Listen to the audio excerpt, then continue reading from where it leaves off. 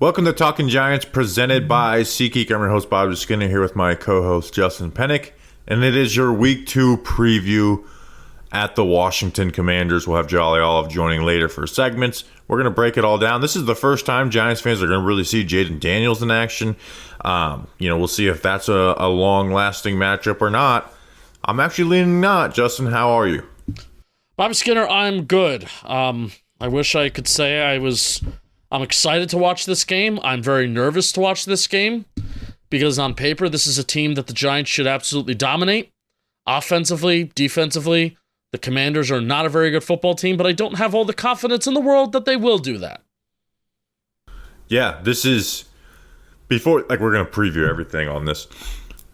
If they don't win this game, it falls into utter chaos as the schedule gets harder going forth, right? We're going to talk about it. From a talent standpoint, the Giants should win this game. They are a more talented team than the Commanders. The Commanders finished worse last year, lost both matchups.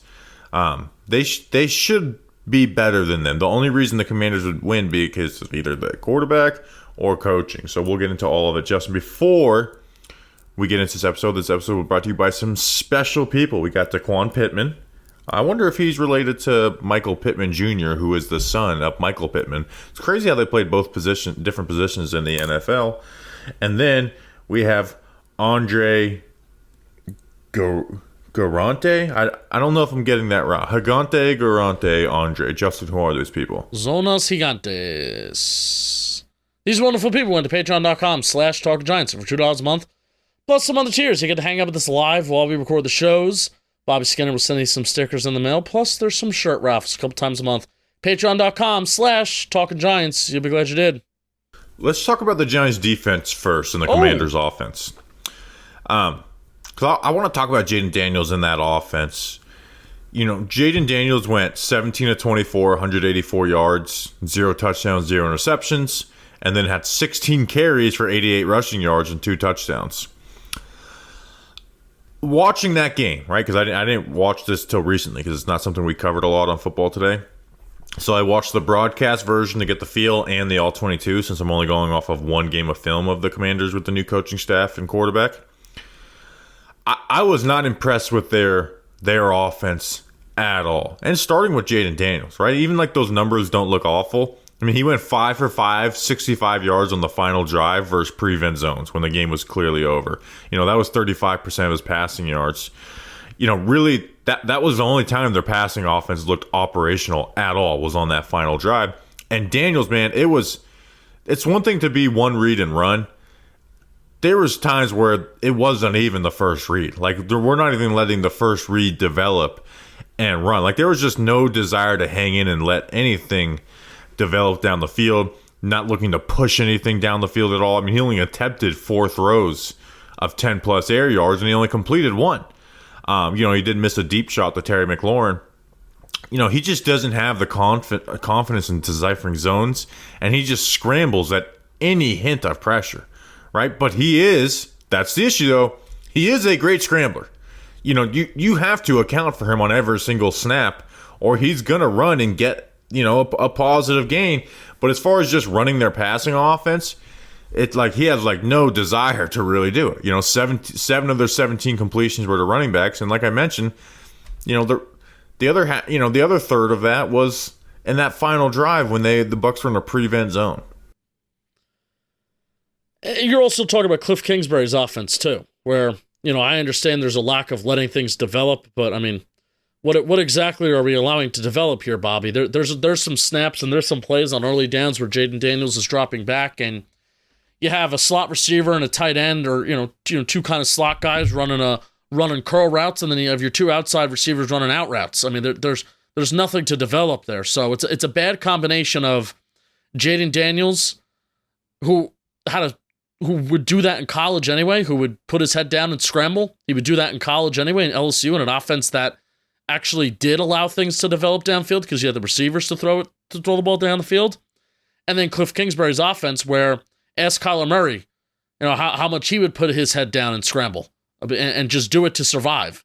So that's the worry, where Yeah, and, you could say it as in like, oh, this isn't good and this isn't great, but at the end of the day, I don't even know if a QB spy is good enough to limit Jaden Daniels and what he can do on the ground, because there will be plays where maybe Kingsbury will call downfield stuff, and either you're going to have a running back that was open where Brian Thomas and Brian Robinson and Austin Eckler, two of their biggest plays against the Buccaneers, were downfield concepts, and then Jaden Daniels just checks it down to those running backs and he has a ton of space.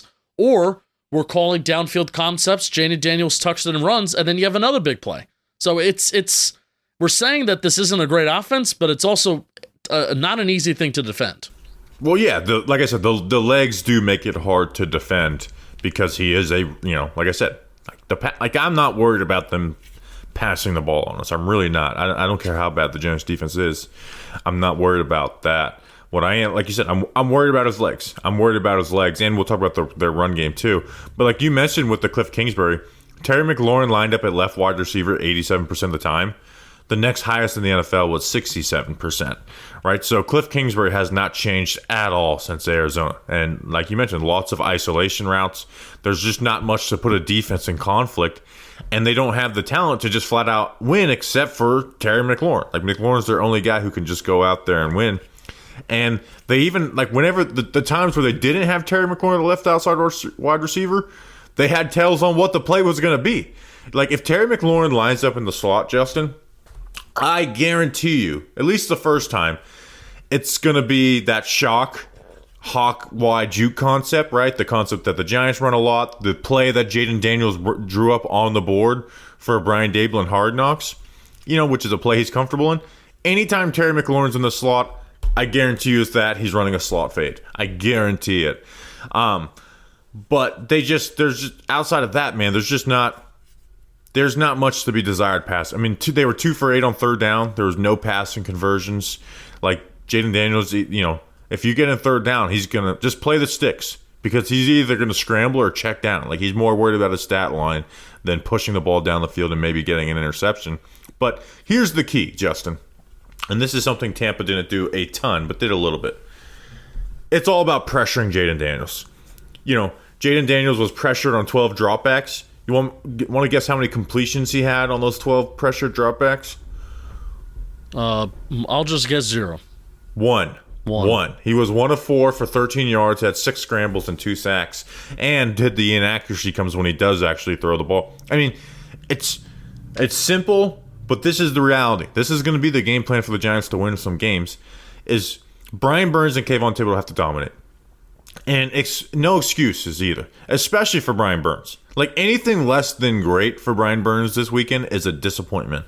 I don't care if you're like, oh, Cornelius Lucas is a better tackle than you expect, or Andrew Wild. No, those two guys need to dominate. Obviously, Dexter Lawrence is going to dominate in the middle. We're not worried about that at all. He may be the least talked about guy on these preview pods because we just expect it. We don't need to tell you that Dexter's going to win. But Brian Burns and Kayvon Thibodeau have to dominate for the Giants to win this game on defense, because this is like, the only thing I'm worried about is Jaden Daniels getting outside the pocket and getting runs and when it comes to his passing offense. Yeah, I mean, we know that Kayvon and Dex both have spent the majority of their careers dominating the Commanders, especially since 2022 when Dable's kind of come around, and Dex has broke out. Dex has these dominant games. Kayvon's had these dominant games. Primetime Kayvon doing all these fun things against Commanders, and I expect Burns. I'm not even putting the pressure on them because I just expect them to kill. I expect those guys to go out there and dominate the game because they have. Yeah, they have to, right? Like we need Brian Burns. I don't care if they're chipping you or whatever. You need those guys to go out and dominate and finish, right? Like that is the key. It's not just pressure, right? They're gonna have good pressure, right? Like I believe that, but they need to finish because once this team gets behind the sticks, they're done. Like I mentioned, 2 of 8 on third down, and if you get to 3rd and 12 or 10 to 15, which is what sacks do, well then the scrambling doesn't matter because you just hang out at the sticks and play in a soft zone, and they're just not going to push the ball against that. So, you need to finish. You need to create negative plays. And, QB spy is something that like sounds good, but like how many teams are actually just operating with a QB spy? But on there needs to be some of that. Like you always got to have eyes on him. And the Giants will, because they don't run a lot of man coverage. I mean, this is a game where I expect Isaiah Simmons' snap share to go up, because I can see him like. And like Bowen said he's going to play this week. Who? But Shane Bowen. Shane Bowen said he's going to. Yeah. Or yeah, but that's the role that I expect Isaiah Simmons to play, is almost like he's dancing around the backside of some of these pass rushers and kind of dancing and shuffling his feet. Kind of shuffling and mirroring Jaden Daniels, and then if he anticipates that maybe there's an open window, maybe he pounces on the quarterback and tries to get a sack himself. Like I think we've seen that a lot against some of these more mobile quarterbacks. So, yeah, absolutely. I think Simmons will get some playing time. Now, here's another thing I'll ask for the defense. Banks needs to step up versus Terry McLaurin, right? I said I'm not going to judge him versus Justin Jefferson. The Giants doubled Justin Jefferson like crazy. Maybe Bowen does that because they're not really worried about anybody else beating them. Where the Vikings, I am worried. Maybe they do that. What would your thoughts be on like spending a little extra coverage doubling Terry McLaurin? Because if he's the first read, Daniels doesn't get past the first read, and you could get success that way. I think in the red zone, you have to, and I would invite maybe a little deep help, because that is one thing that Terry McLaurin did get open deep last week against the Bucs. I mean, there was only 2 deep attempts that went to Terry McLaurin, one earlier in the game, and then I think one to start the second half where McLaurin burnt the corner. So maybe getting some safety help deep if you feel like they're going to go long.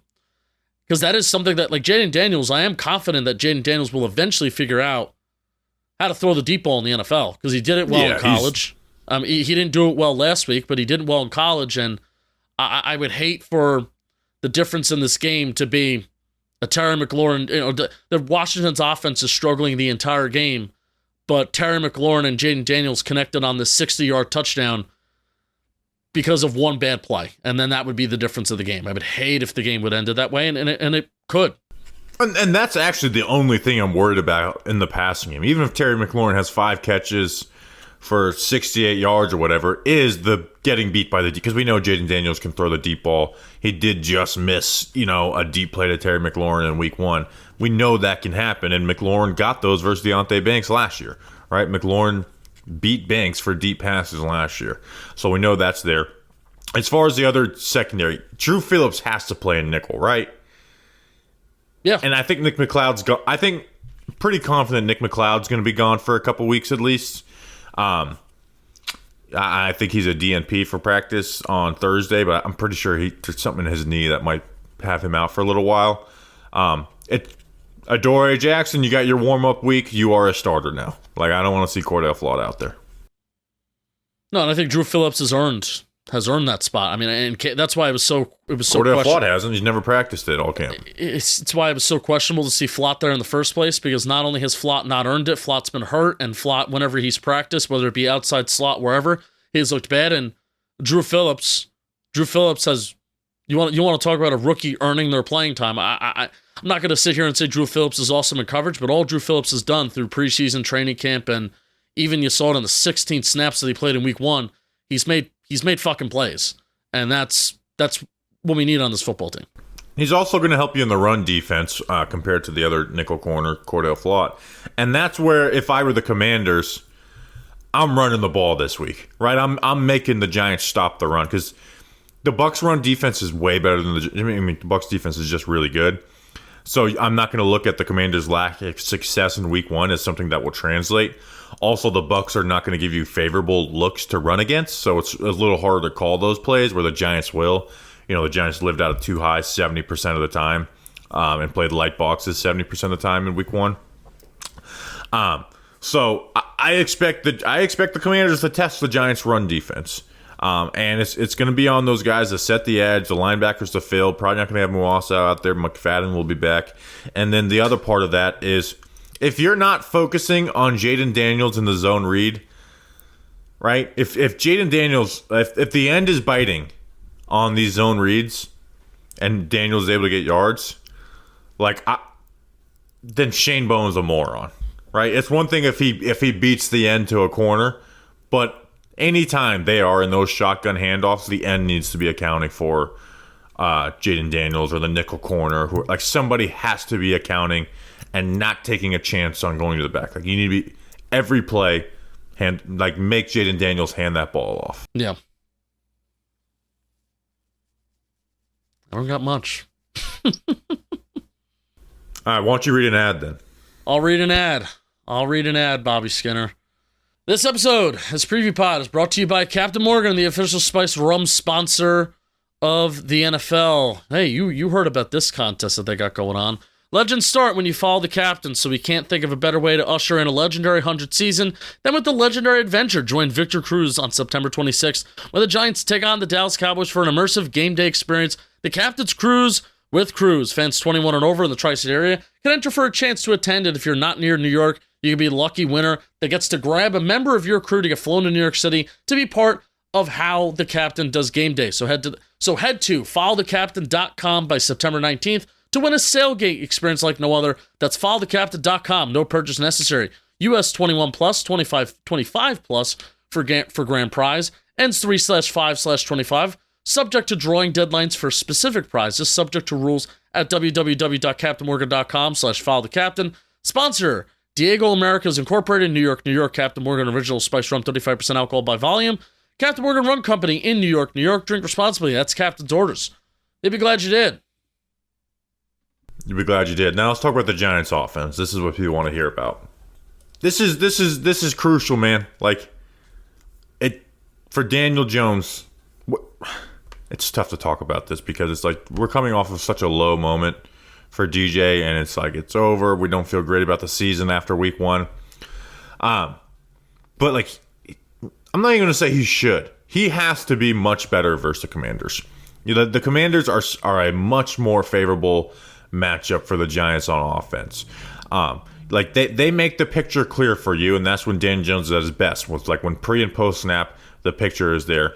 Now, and they're also going to blitz and play man coverage on third down. You know, they're the 4th highest blitz rate in week 1. Frankie Louvu and Bobby Wagner being the main guys that they blitz from that linebacker spot. So it's not even these exotic ones. It's just having their linebackers rush a lot of times from cover 0 looks. And Daniel Jones is actually like better when he's blitzed.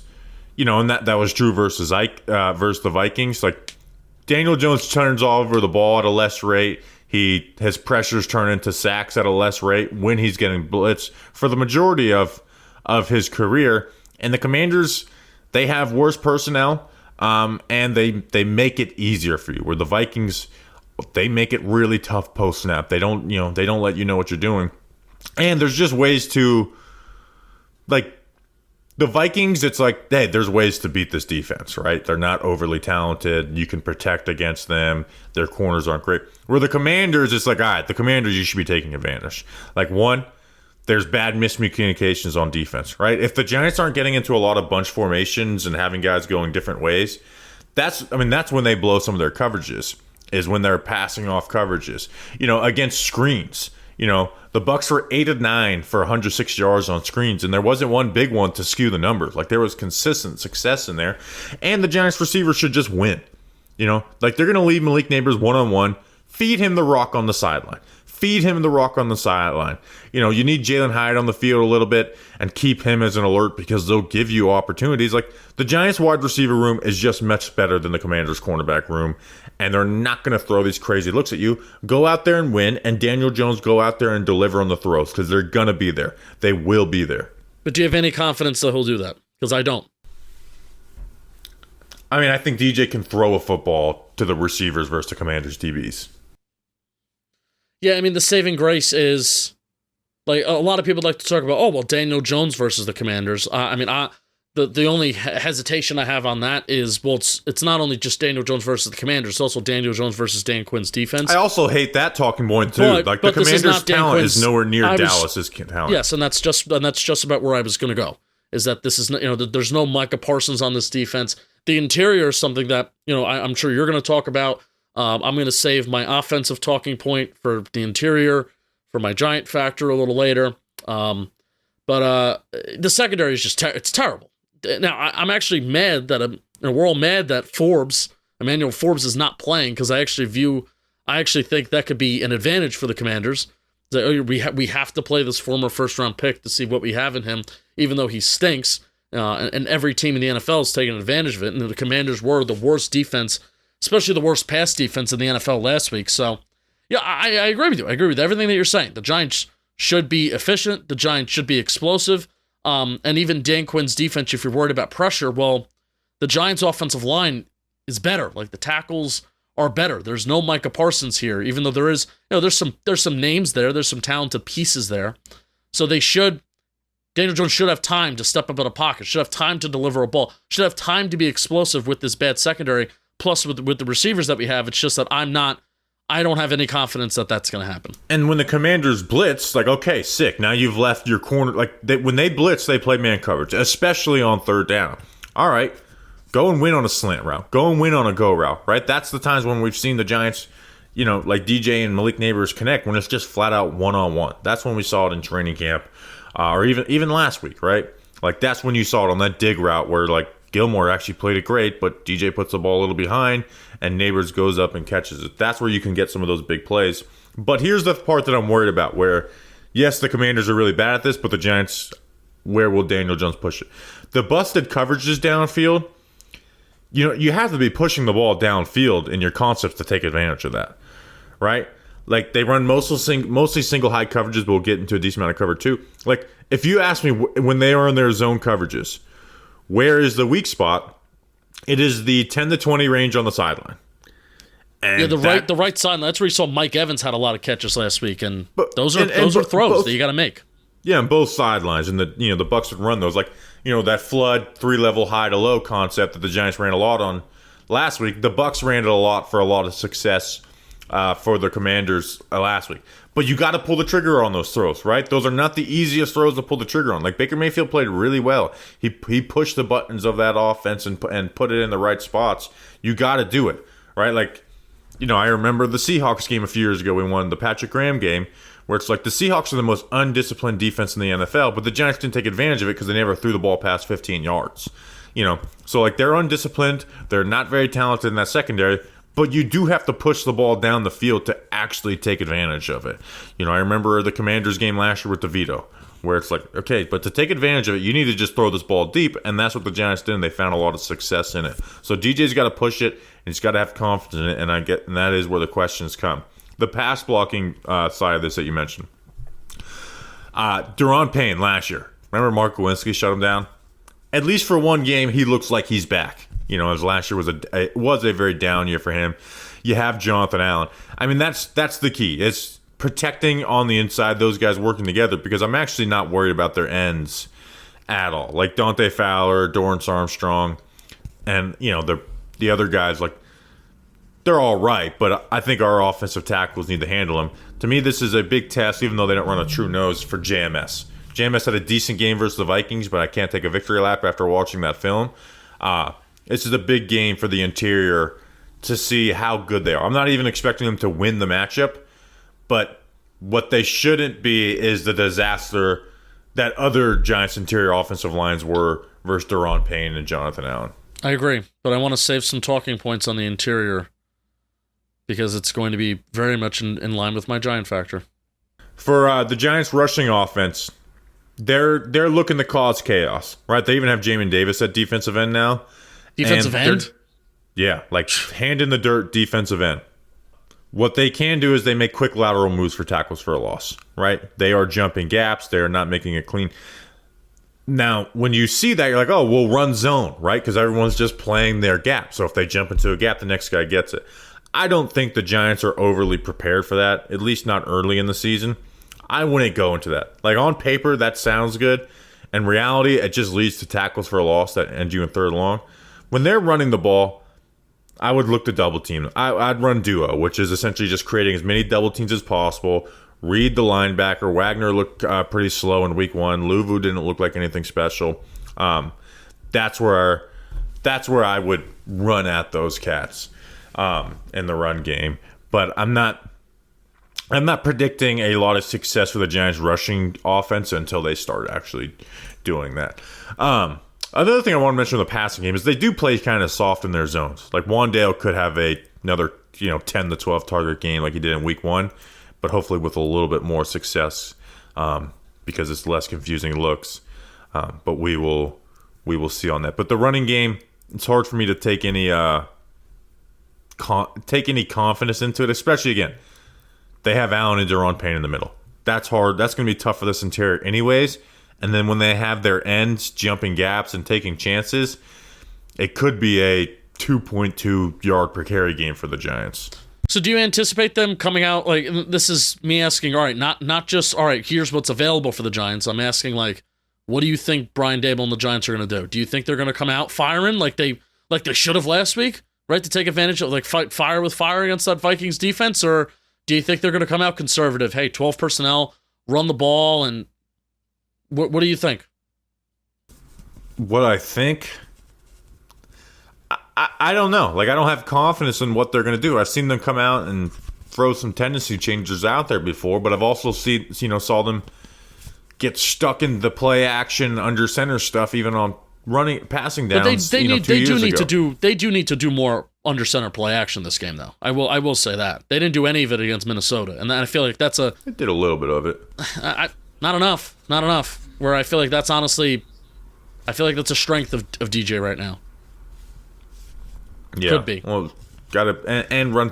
They threw some concepts out of the playbook week 1. I don't know if it's a Minnesota thing. Bring those back. Mesh on third down. That should win versus the Commanders. That deep post with the over. That should win versus the Commanders. So bring back some of those familiar concepts that the Daniel Jones has had success with. Other things. They missed 2 field goals last week by who? Kay York, former New York Giant legend. They fired him. Austin Stoiber's the kicker. And the Giants have a new returner, Justin. Amir Smith-Marset. Excited. Catch the ball. Excited. You know the last time Amir Smith-Marset was mentioned on this podcast? Nope. The Nick Filato mid-round prospects episode. I believe in 2020, we talked on Amir Smith-Marset. Well, hey, another hit. He was right. Another one. Count it. Mark it down. All right, Justin, we're going to get the segments. Before we bring on Jolly Olive, I want you to talk about something special. And today's episode of Talking Giants is brought to you by AG1, baby. AG1 is a foundational nutrition supplement that delivers daily nutrients and gut health support and is backed by multiple research studies so you can trust what you're putting in your body. This ain't no damn eagle eggs. AG1 is like daily self-care for me. I know that I'm doing at least one good thing for my body every day when I start my day with AG1. AG1 contains prebiotics, probiotics, and gut-supporting ingredients to support your digestion, reduce bloating, and keep you regular. In a research study, 80% of participants noticed less gas and bloating after 30 days of drinking AG1. In a research study, 97% of participants felt digestion improved after 90 days of drinking AG1. By the way, speaking of improving, all the people who said I was crazy for saying Daniel Jones shouldn't keep the beard because of the Texans game, they're like, oh, shut up, you judged it. Yeah, shave the damn beard, Daniel. So start with AG1 and notice the difference for yourself. It's a great first step to investing in your health, and that's why we're so excited to be partnering with them. Try AG1 and get a free bottle of vitamin D3, K2, and 5 free AG1 travel packs. If you go to drinkag1.com/Giants, check it out.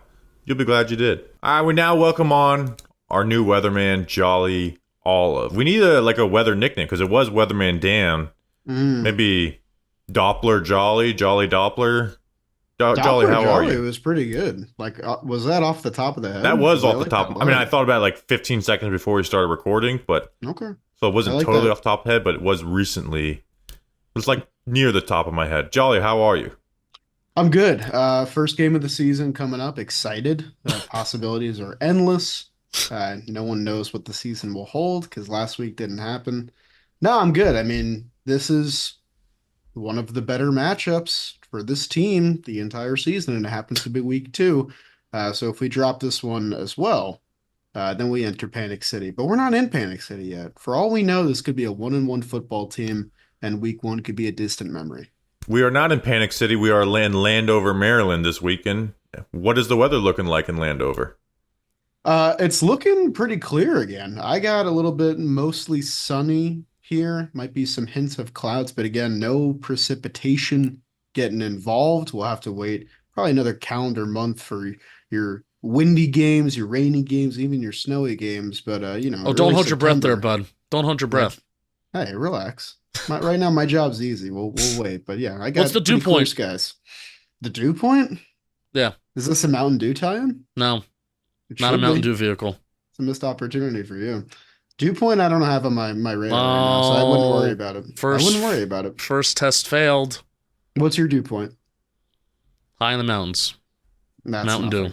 Justin, did you see that a person who was a nominee for the Weatherman, Anthony. Bordenero, who's an actual weatherman? So I put on the Weather Channel today because of the storm in the South in Louisiana and Mississippi. And like 2 minutes later here, and it's like, and we're here with Anthony Bordenero. I was like, what the fuck? I was like, that's Talking Giants listener, like Anthony Bordenero. And so I posted that video. Then that reminded me, because Danny never really would have done this, but like you work for John Boy Media, so like you don't have to do any other job. If there's a hurricane in Florida, and this is not a joke, will you come down and like make content around the hurricane with me? Like that's not a joke at all. Can I drag Penik with me? Yeah, Justin should come down for that. I'm 100% serious. Like we can tie in warehouse bill and get this like expensed, then absolutely. Because I just think that would be that'd be the tough selling point. Yeah, Bill will find a way. Bill's got a lot of credit cards. That'd be a tough selling point. But like I'm serious. Like we do hurricane adventures, and to be able to make some content out of it would be nice. So Danny never followed through. No, I mean we did do a weather report from I can't even remember what hurricane it was. Yeah. Danny, it's windy. Yeah. So what do we got for trivia this week? Trivia this week is a fun one. So for those who missed the last episode, last preview pod, trivia is a little different this year. I'm keeping tally of how many points you guys rack up throughout the year. The winner will get a jersey of their choosing, courtesy of me. And that also means that sometimes you can get more than 1 point in a week. Last week you could have got 2 because there were 2 answers. Bobby got 1. Penik's still looking for his first point. This week, I have 5 points available, but there's a little bit of a catch. Holy smokes. A little bit of a catch. You can give me as many names as you want, but if any one of the names is wrong, you get 0 points. So be as cautious or as daring as you want to. The question is pretty straightforward. I'm looking for the top 5 Giants players with the most sacks against Washington since 2000. Since 2000. Yep. So a pretty wide range here. You can go as conservative or widespread as you want. And I'm going to write down the names so nothing gets mixed up. But, take a sec. So can we pick the same names? Yeah. I'm only going to tell you because I don't want right Justin to steal my name. So you got to like put together your list in your head. Yeah. And go. So we got to be. Maybe I'll have you guys. I'll have you say how many names you're going to name, and then we'll go one at a time. Okay. Okay. All right. So we give us 15 seconds. Jolly, why don't you talk for like 15 seconds while we fill time to go? Absolutely will. Shout out to all the Patreon members listening live right now. If you guys have already thought of 5 names, kudos to you, because these guys they're getting put through the ringer right now. And if you're a Giants fan, you're feeling kind of sad, keep your head up.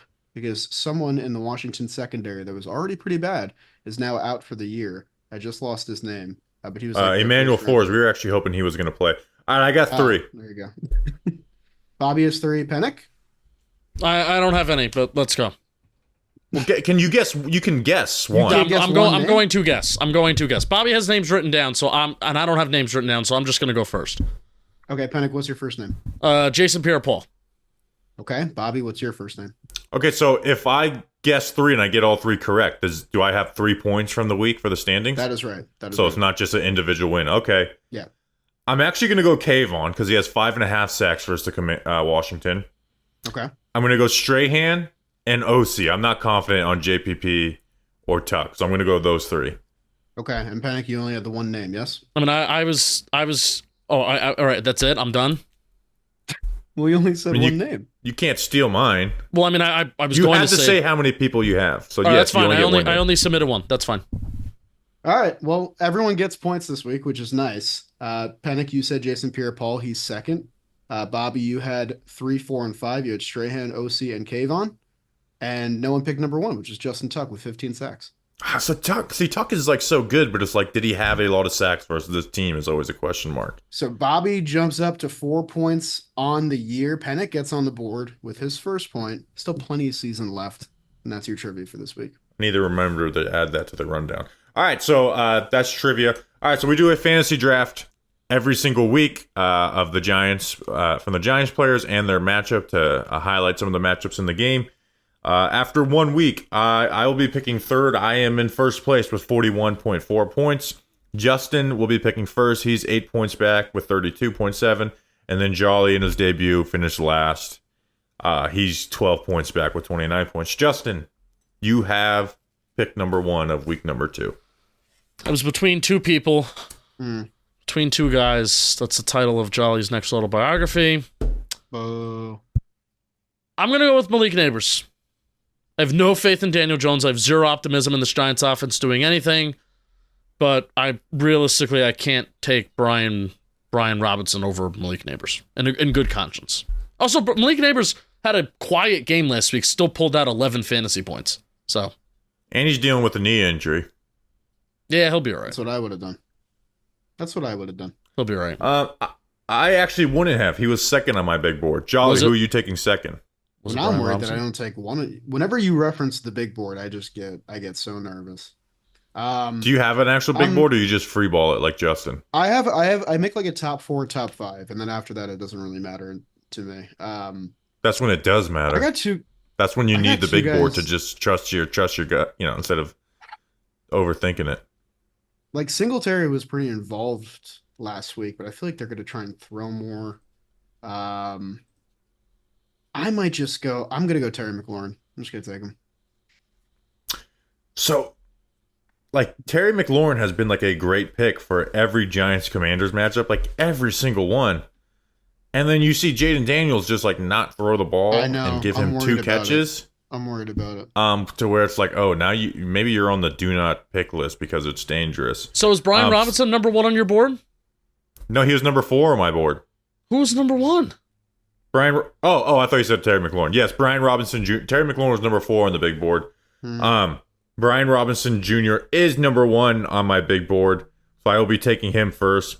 I mean, he's actually getting receptions now because of Jaden Daniels, so that makes him, I think, a really easy pick for me. The Commanders are probably going to want to run the ball a lot more than they did versus the Bucs for all the reasons mentioned earlier in the episode. And then, like I mentioned it, right, Justin? I said all training camp. Wan'Dale Robinson's going to have like 80 catches and like 650 yards. And I think he's like on pace for that, basically. Had 12 targets last week, 6 catches, however many yards. I'm going Wan'Dale Robinson. I think he's the safest pick every single week on the Giants side because there's not going to be any games where he's shut out of. I'm going Wan'Dale Robinson with my second pick. Jolly, you're back on the board. It was going to be Singletary or Wan'Dale, I thought, falling to 5 for me, so I'll take Singletary. Yeah, so now the big board's evening out a little bit. I got number 1 and 3 on my big board at 3 and 4. Jolly, you got number 4 and 5 on my big board at 2 and 5. Justin, you got back-to-back picks. Yeah, I do. Don't get too excited. This is where it really is like it can get a little wild. And, Austin Eckler had a big play last week, but are you banking on that every week? We already took 2 Giants. You know what? This guy was some bad Jones throws away and, a drop that he had. Theo Johnson. I think I'm riding with him 2 weeks in a row. I think I took him last week. I'm going to take him again because at least he got targets. He got looks. Give me Theo Johnson. Justin just took the number 10 on the big board at number 5. It's just hard to trust the tight end who's had 1 career catch. But all right, what's your next pick? My next pick is give me Zacchaeus, the number 2 receiver on the outside for the Commanders. Yeah, because there were some throws last week where Jaden Daniels missed them on, but he was targeted a couple times. So give me him. Okay. All right, Jolly, who do you got? Where was he on your big board? He was number 8. Nice. We're moving up. Johnny Brown actually played more than him. He just didn't get any targets. I'm in a little bit of a blender right now. I thought both of the guys I thought you were going to take, neither of them you took. I'm between Eckler and Slayton. Slayton's in concussion protocol, but he probably is going to play. I know. Oh, and is third? Third's not tradable. It's fourth, right? No, third and fourth is tradable, so fourth you are could take tradable. Slayton here. No, I got to see it first. Give me Eckler. Yeah, Austin Eckler's the right pick here. Yeah. He was 6 on my big board, and you just got him 9th. I'm just hedging. I'm hedging. They're gonna get he's just going to get receptions every week. Yeah. You know, and if he gets one that's big, then you got yourself a nice 7 points. And then if they give him any handoffs, I feel like that's just bonus points for Austin Eckler at this point. I'm surprised no one took Zach Ertz. I thought Penik was gonna go Slayton Eckler, and then I was gonna get Ertz. Yeah, I'm really surprised no one took Zach Ertz. And so I'm taking that for my third pick. My last pick. Do you bet on the Jalen Hyatt big game? Right? I wouldn't. You get the 0-0s, but he's going to get playing time this week. He's going to play more this week. And I like how you're actually playing my game where you're saying I wouldn't because you're trying to get Jalen Hyatt. No. But I make my own my own decision, so I'm not letting you throw me off at all. But I'm going to go Darius Slayton. Guess who's also had big games versus the Commanders? I'm going Darius Slayton. It's this tradable slot. And with Hyatt, there's just so much opportunity to have less than 2 points there. So I'm getting Darius Slayton, who is the Giants wide receiver 2, with my last pick. And I'm staying to the big board. I'm surprised you guys didn't take him. Slayton is my final pick. You kind of put yourself in a brain blender there. You said you were going Hyatt, and then you said I didn't think Slayton would be there, and then it really hit me. And Like, then oh, you Slayton's took there. Slayton. Don't fuck around.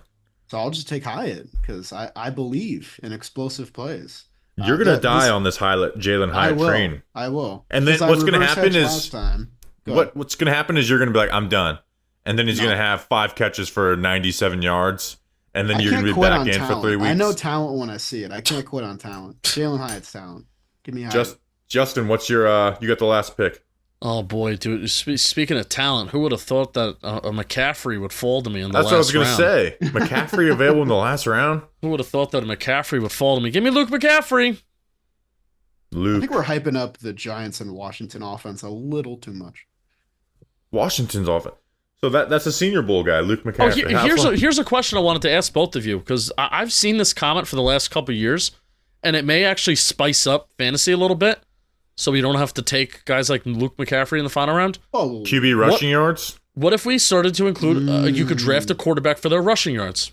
I thought about Daniels that. Would be a great pick here. I thought about that, but then only 2 people get to pick that. Like only 2 people get to pick that position. And I kind of like taking the last guys on there. So okay, I've thought about it the last couple of years, but although a week like this, a backup quarterback might get picked because there might be a halftime switch. You never know. Yeah, Drew Lock's not running the ball. All right, so to recap, myself in first has Brian Robinson Jr., Wandale Robinson, choo-choo-choo-choo, Zach Ertz, and Darius Slayton. Justin in second has Malik Neighbors, Theo Johnson, Olamide Zacchaeus, he was a wee little man, and Luke McCaffrey. Jolly Olive has Terry McLaurin, Devin Singletary, Austin Eckler, and Jalen Hyatt. Jolly, how was your reception as Weatherman for the first week? I forgot to ask you that.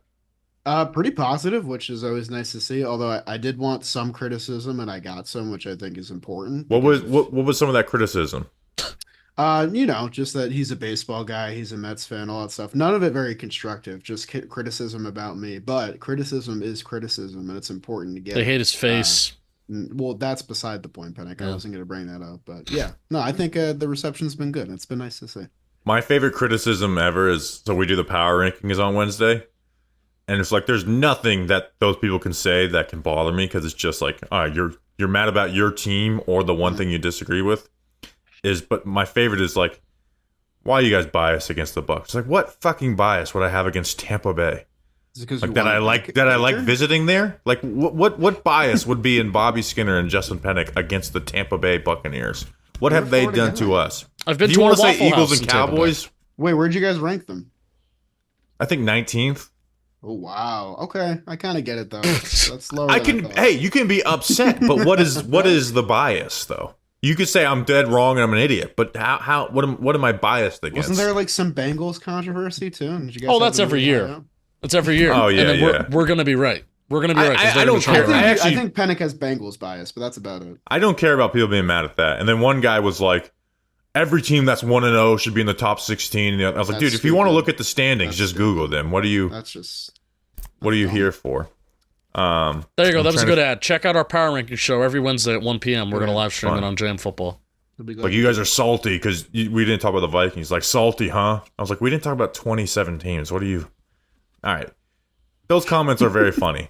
And there's nothing you could say in those comments to bother me because I just think you're angry. All right. We got Giant Factors next where we pick our X Factor. Last time I'll explain it probably. Justin, who is your Giant Factor for week 2 of Giants Commanders? John Michael Schmitz. John Jacob Jinkerheimer Schmitz. His name is my name too. And oh boy, I hope that John Michael Schmitz can continue. Hey, I'll say it. Solid start to the season. But really, the Vikings aren't providing the same test that the interior is providing against the Commanders, where you have Daron Payne, who's looking like he's bringing back the pain this year, and Jonathan Allen, who's always solid. But if JMS can have another week, another performance where he's continuing to hold down that interior, if we want to run the ball a little bit more, I want to see JMS put some guys on his ass. So in a season where I don't know what it's going to be all about, and we don't know where everything is going to turn, the offensive line was the most positive thing to come out of week 1. I would like John Michael Schmitz to be a positive thing that comes out of week 2, even if the result isn't fun. John Michael Schmitz, you are a Giant Factor. That's huge. Jolly, who is your week 2 Giant Factor? I'm going to take Brian Burns. I feel confident that Kayvon will have a better game this week because he always plays well against Washington, and I think this is a better matchup for Brian Burns. But, outside of the spin move last week, I don't think there was a single highlight you could pull from game 1 of Brian Burns being disruptive and being a force in the game. That's got to change. I mean, it's week 2, so I'm passing off early judgment, but this feels like a layup for his kind of first signature game as a New York Giant. And hit your layups, dog. $150 million in a second-round pick. Let's go. Brian Burns, you are a Giant Factor. My Giant Factor is someone that you could probably pick every week, but I didn't do it week 1 because he was facing a guy who I didn't expect him to be better than. But week 2, I feel like, is a great test. Because you're probably not going to be my Giant Factor. Because this week should tell some of the story on you. You're facing Terry McLaurin. Good wide receiver. Not a great one. Right? He's a wide receiver 1. But he's not one of those guys where you have a top corner. And you're like, well, he's going to get us. Right? I don't care how good your corner is. Justin Jefferson's a hell of a matchup. Terry McLaurin, if you're going to be a true cornerback 1, Deontay Banks, you need to win. We need to come out of this game not saying you had a good moment or played a decent game. Like, nope, you were better than that guy. You were better than this game. We traded up for you in the first round, right? Joey Porter Jr. is doing his thing in Pittsburgh and looking good. Deontay Banks, be a Giant Factor in week 2 against Terry McLaurin and the Washington Commanders. It's their only offensive threat. All right, now we have spread picks. But before we do spread picks, Jolly, who are spread picks brought to us by? They're brought to us by someone special, and that's the DraftKings Sportsbook.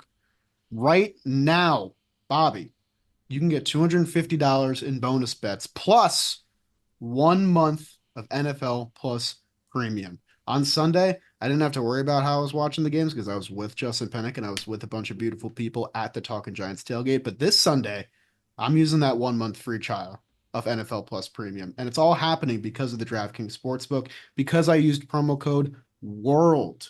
Talking Giants versus the world. Bet $5 on any wager. Get $250 in bonus bets instantly, plus that 1 sweet free month of NFL Plus Premium. Thank you, DraftKings. Try it out today. Free and easy to use. You'll be glad you did. I just noticed that you got that little YouTube blur my background thing going on in Zoom right now. Yeah, I turned it on once. I don't know how to shut it off, but I kind of like the way it looks. I mean, it looks like you're getting ready to record a YouTube video. Kind of, yeah. It's the whole stew. How about that? All right, spread picks. I hate to give you the standings, but Jolly, you are in first place at 5-3. The listeners are in second place at 4-4. I'm in an unusual third place at 3-5, and Justin is in a comfortable last place. He's in home at 2-6, so I got to bounce back. And I got a different strategy this week. First game, Thursday Night Football. Bills at Dolphins -2.5. Love this game. The listeners represented by RU Giants, which I think is Rutgers University Giants. And he's the guy who tried telling me that burning stuff in the parking lot in Newark is acceptable one day of the year. I know he had reasoning, but you still can't do that. He's going Bills +2.5. And I'm agreeing with RU Giants. I'm going Bills as well. Justin, who do you got? I think Josh Allen's undefeated on Thursday Night Football, so give me Bills +2.5. I love Thursday Night Football stats. Jolly, who do you got? Bills as well, because I don't remember the last time the Dolphins won this matchup. Well, get ready for the Dolphins to cover. No, last week when we all picked the Chiefs, people were like, "Oh, here comes the Ravens," and that wasn't right. But when I do post the Thursday Night Football picks, everyone will be like, "Oh, I know who I'm taking." And they're usually wrong, but I'm not going to go back and dunk on that one person. Next game, we got Saints at Cowboys -6. Jolly, who do you got in this one? It's a big spread. I'll pick the Saints to cover. Okay, I agree with you. I think the Cowboys win, but I do think the Saints cover. I just think that pass rush is too much for the Saints to actually win. But I think their defense is going to give the Cowboys some fits. The listeners are going Cowboys. Justin, who do you got? I'm also going Cowboys. I do not believe in the Saints offense. Then we have this is my toughest game for just like regular pick'em of the week. We got Jets at Titans +3.5. So I'm just going to take the points because I have a tough time picking who's going to win this game. So I think that lost in the fact that the Titans choked that game away is that their defense held the Bears to 7 offensive points. Like that defense is legit, and they're not like a one-trick pony. Devondre Sweat and Jeff Simmons might be just a nasty duo. I'm gonna go Titans +3.5. I picked them to win the game too, but I'm definitely taking the points. So listeners are going Jets. Jolly, who are you going? I'm going Titans. Just picking the home team. Justin. I mean, this is Aaron Rodgers going up against a second-year quarterback that struggled against a good defense, and the Jets do have a good defense too. So I'm going, keeping it simple, Jets. Bucks at Lions -7.5. Justin, what do you got in this one? No, Bucks are going to cover. Bucks +7.5. I'm loving Liam Cohen's offense. I'm loving the spacing that's happening there. It reminds me of what the Rams are doing in 2023. The Lions are a much different test than what they had week 1 against the Commanders, but I believe in that offense. Keep it close enough. High-scoring game, so give me Bucks +7.5. I think the Bucks get put down to earth. I think the Lions blow them out. Lions -7.5. Listeners are going Bucks. Jolly, who are you going with? I'm also going Bucks to cover. Okay, me versus everyone else. All right, next we got Browns at Jags -3. Myles Garrett was a late DNP on the Thursday practice report, our injury report.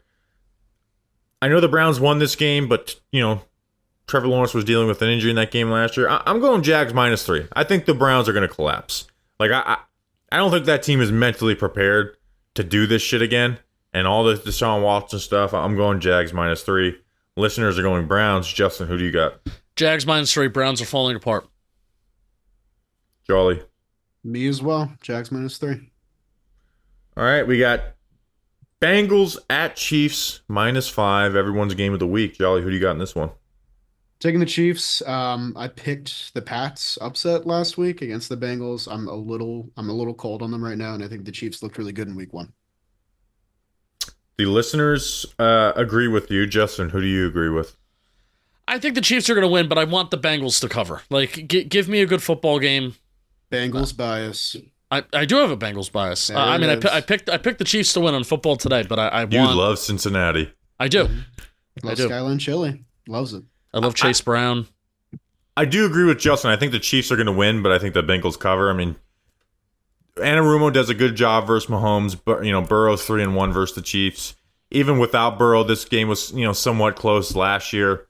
And I really think the Bengals secondary has been revamped, and I think they're going to be good. So I'm going Bengals +5, and they'll got Chiefs to win. Sunday Night Football. This is the game. This is the game of the week for me. I'm so excited for it. We got Bears at Texans -6. I think the Bears are going to win. I think that defense has a coming out party. Caleb Williams plays a little bit better. You guys know me. Bears are. I do have bias for Chicago Bears. I root for them to win games. Bears +6. Justin, who do you got? I think this is just too much. I can see the Bears defense just keeping them in this game, but I think the Texans' firepower, it's going to be too much too early, and so give me the Texans to cover here. Olive? The Texans, to me, are what the Bengals are to Penik. I'm really high on them this year, and I have trouble. I mean, this is an interesting spread. Like, I do fully believe the Bears could cover here, but I'm just going to pick the Texans anyway. Listeners are going Bears. All right, last game, Monday Night Football. Falcons at Eagles, -6.5. Listeners are going Eagles. Jolly, who do you got? I'm going Eagles as well. Some things worry me about the Falcons, and this is a really tough week 2 matchup. Yeah. Justin, who do you got? Eagles, I think this is the biggest blowout of the week. Until Kirk Cousins can physically move, I am not picking the Falcons to cover any spread. So we're got a clean sweep for the Eagles. All right. Here's the thing: you didn't include the game that's most controversial that I have. I have the Raiders upsetting the Ravens this week. So you could have gotten an easy win and an L for me if you really wanted to include that game. I picked the good games. Okay. I mean, who wants to, we only get 8 games. All right, Jolly, what is your score prediction for week 2? New York Giants at Washington Commanders. Oh boy. So last week I went 17-14, and apparently that was too lofty for this offense, but I gotta believe you're gonna need at least 2 scores to win this game. I have this at I'm going to say a 13-10 Giants victory. 13-10. Giants are averaging 8 points or 10.5 points per game coming out of this with a week 2 win. Justin, what is your score prediction? Giants lose 24-13, and Brian Dable makes the move to Drew Lock, and Daniel Jones is done. I thought about doing that. Like, do you think this is Daniel Jones' last game as a starting QB? But I decided not to. So I legitimately do think the Giants are going to win this game. I think they're more talented. And as bad as Daniel Jones was, he can throw 2 wide receivers versus man coverage. And like, the Vikings are a tough look. I have no faith in Daniel Jones to be a good QB, but I do think he can do enough to beat the Washington Commanders. And I'm just not pulling out the one thing I'm allowed to pull out once per year. Pause? Yeah. I mean, that's not a pause either. It could just be normal. What'd I just say? I got Giants 77, Commanders 0. We appreciate you guys very much. Don't give up totally on the season. It's week 2. Get your spirits up. Giants football has been back. We're waiting for it. I know it was a tough week 1, but get your kids, get your families, get your friends together, and root for the Giants to win a game versus a team that they beat a lot. If there's no one thing in this world that's right, it's the Giants beating the Washington Commanders. We'll see you on Monday for our first Victory Monday podcast. We'll see you then. Until then, let's go Big Blue.